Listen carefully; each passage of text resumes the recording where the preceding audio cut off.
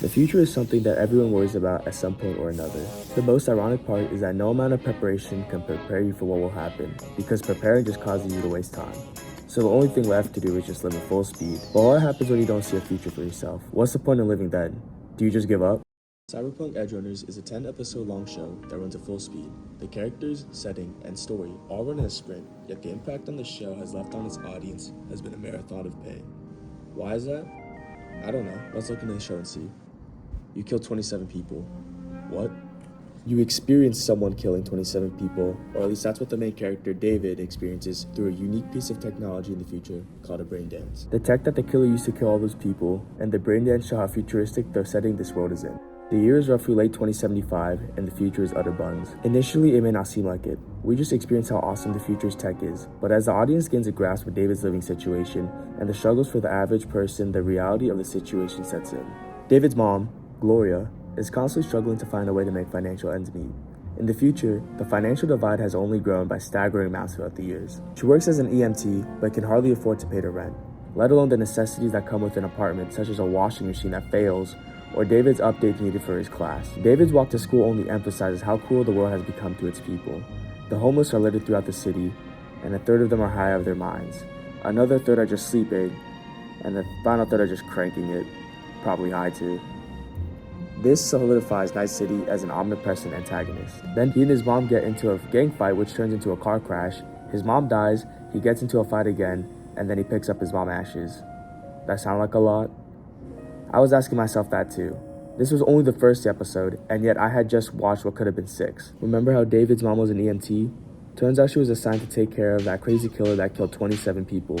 But due to the fact that he was dead, she nabbed a piece of his technology that let him go on that killing spree. That piece of tech is now in David's hands and is called a Sandevistan. And it's pretty powerful, enough to kill 27 people. So, what does David do with it? He implants it through a connection of his, the Ripper Doc, and then beats up his bullies, of course, which naturally gets him expelled. As if it matters though, because now that his mom is dead, no one can even bother to pay for his school, and it's not like his school would do anything for their student. This is Night City after all. Naturally, David is at an all-time low, and the only thing that can turn that around is a bad bitch. Lucy, simply put, is an anomaly in Night City. She holds her morals and values amidst all the chaos, and she hasn't sold her soul to Night City and lives on her own terms. This makes her seem unattainable, but David doesn't care about any of that. He just sees her hustling by pickpocketing people. David is trying to get his money up, but he's about to alter his life forever. From here on out, David's living at full speed.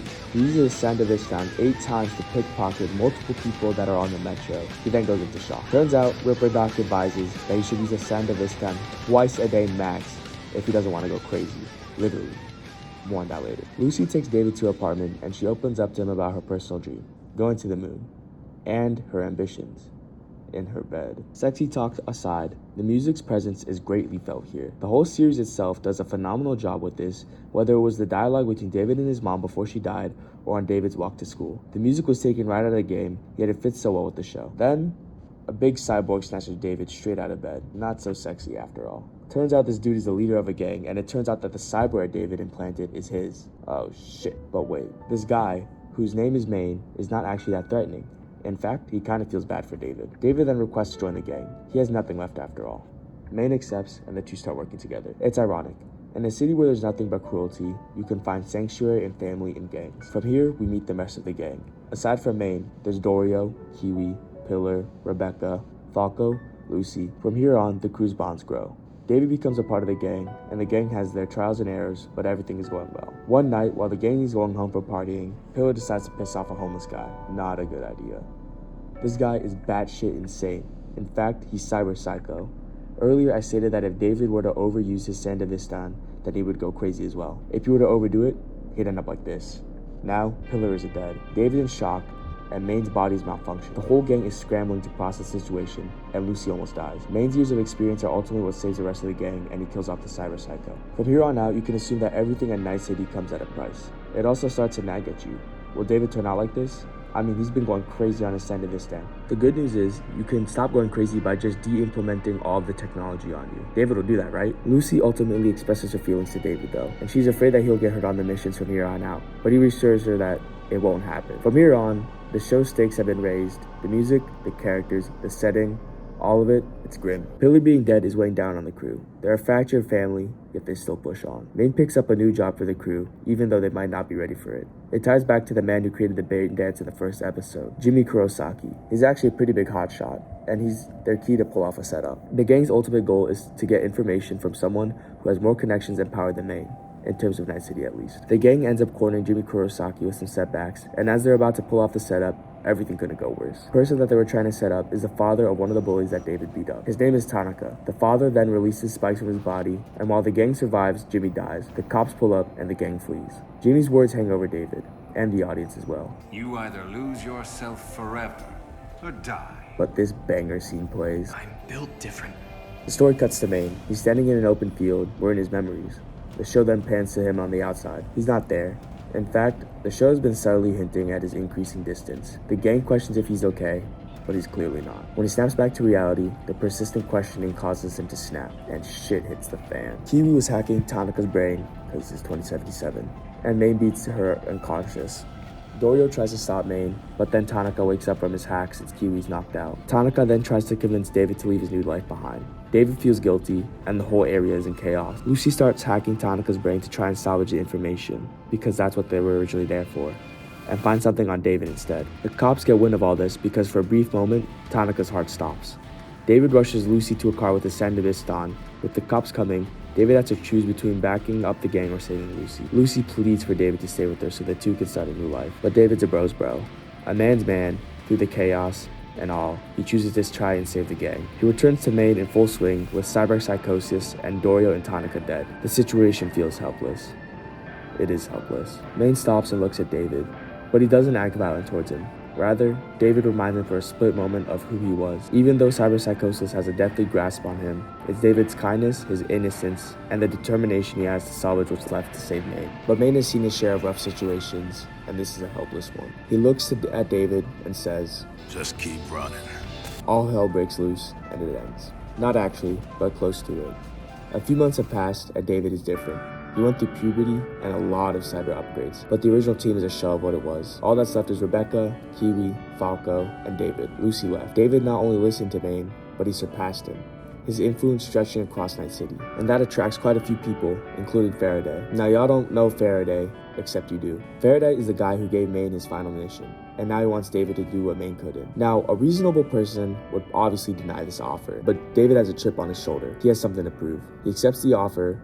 He wants to finish what his mentor and his father figure couldn't finish. David goes home, and lo and behold, Lucy's waiting there for him. She's secretly been supporting David all this time. The information on David that she found in Tanaka's brain was about the fact that he may be built different. And let's just say, people in high places want to steal David's body because there's a chance that he might have the key to withstanding cyberpsychosis. But Lucy and Rebecca know better. That's not the case. As David commences the mission, he's in the lab of the same company that his school is under, Arasaka. Lucy and Rebecca's hunch was proven right. David enters the building fine, but he seems sick when he comes out.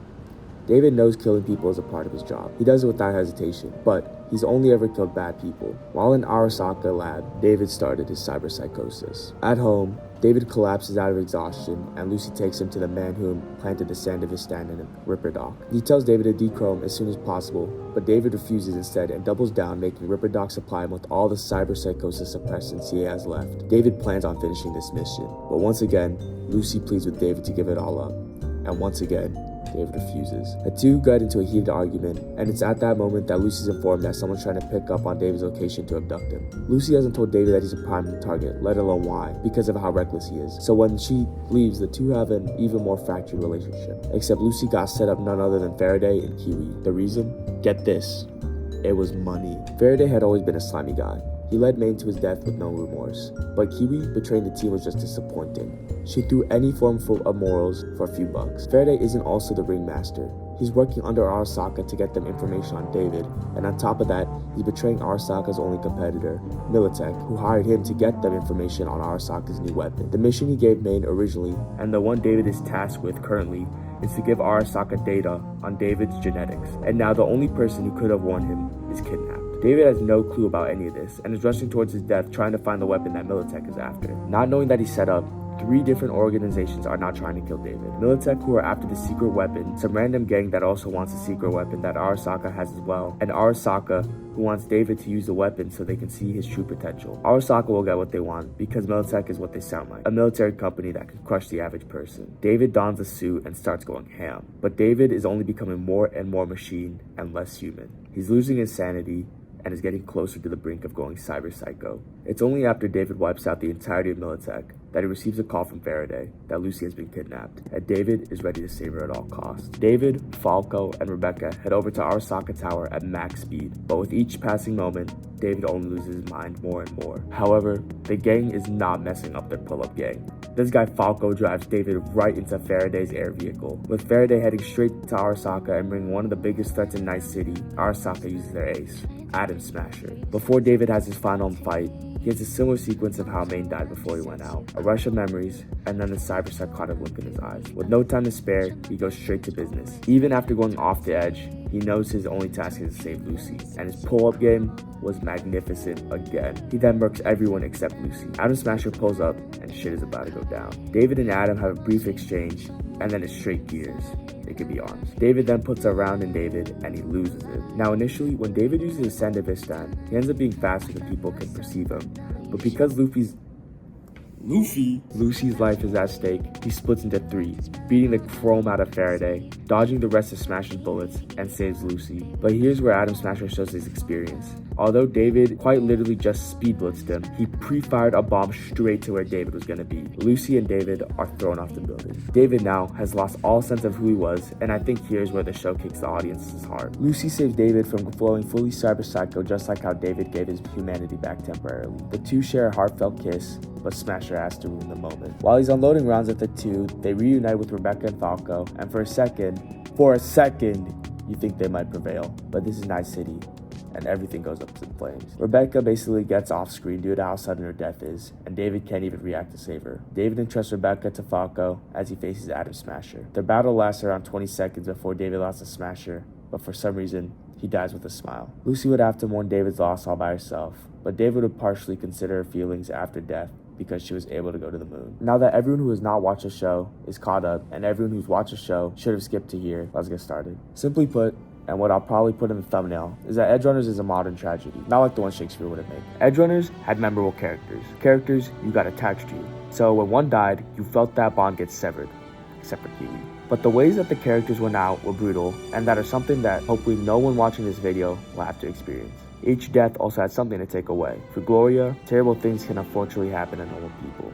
For Dorio, make sure those around you are in check. For Maine, don't drag those you care about into dangerous situations. For Kiwi, doing wrong shit will get back at you. Rebecca, value yourself before valuing someone as much as yourself. And David, think for yourself and live your life. Now, with the exception of Pillar, which I would put down as don't piss off a homeless man, each attachment you felt with the character gets severed, and all you have left is an ironic lesson. What also played a large factor in the show was revolving the characters that are left around those that are gone. What I mean is, the threats that took out the previous characters are very much imminent and could take out the characters that are still around. For example, cyberpsychosis. The way it played an imminent threat in the story gave it presence. You could feel it there as if it were a character itself. I had been spoiled when I was watching the show.